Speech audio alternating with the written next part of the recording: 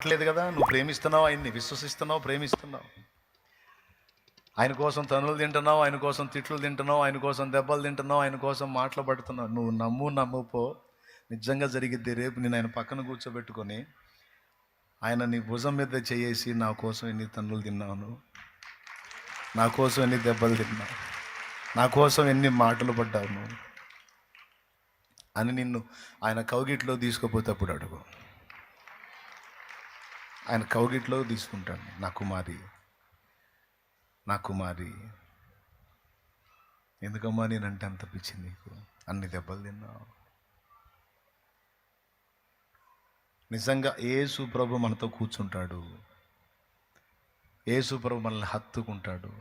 నా బిడ్డ అని నువ్వు ఆయన కోసం శ్రమ పడ్డావు. నా కుమారుడా, నువ్వు చాలా కష్టపడ్డావు, నేను ఎరుగుదును.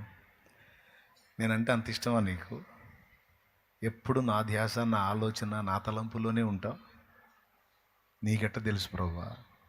చూడ, ప్రతిరోజు నిన్ను గమనిస్తానే ఉన్నాను నేను.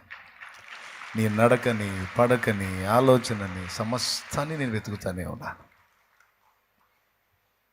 నువ్వేనా నా గురించి ఆలోచించేది? నీకంటే డబుల్ ఆలోచిస్తాను నేను నీ గురించి. నేను గమనించాను నిన్ను. పక్కనున్న దూతలతో కూడా చెప్తాడు, చాలా ఇష్టం నేనంటే. చూడు ఎన్ని పాటలు పడ్డాడో, చూడు ఎన్ని పాటలు పడిందో నా కోసం, నా కోసమే. ఆయన మన కనుల నుండి ప్రతి బాష్ప బిందువును తుడిచివేయును అని రాస్తుంది. ఆయనను ప్రేమించిన హృదయాలను ఆయన మర్చిపోడు.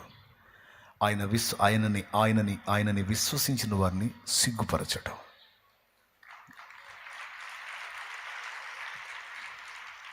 ప్రైజ్ ద లార్డ్, హల్లెలూయా. ఇది ఖచ్చితంగా జరిగింది.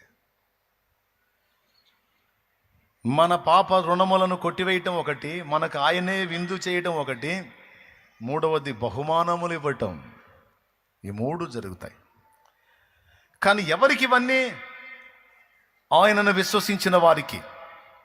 విశ్వసించావు గనుకనే వచ్చి బాప్తిస్మం పొందావు, విశ్వసించావు గనుకనే అనేకులకు సువార్త ప్రకటించావు, విశ్వసించావు గనుకనే ఆయన పని చేశావు, విశ్వసించావు గనుకనే ఆయన కోసం పరిచర్య చేశావు, విశ్వసించావు గనుకనే ఆయన విషయంలో డబ్బు ఖర్చు పెట్టావు, విశ్వసించావు గనుకనే ఆయన పనిలో కష్టపడి రెక్కలు ముక్కలు చేసుకొని ప్రయాసపడ్డావు, విశ్వసించావు గనుకనే ఇవన్నీ చేశావు, విశ్వసించావు గనుకనే మాటలు పడ్డావు, విశ్వసించావు గనుకనే ఆయన నామము నిమిత్తం తన్నులు తిన్నావు, విశ్వసించావు గనుకనే ఆయన నామము నిమిత్తం వెలివేయబడ్డావు.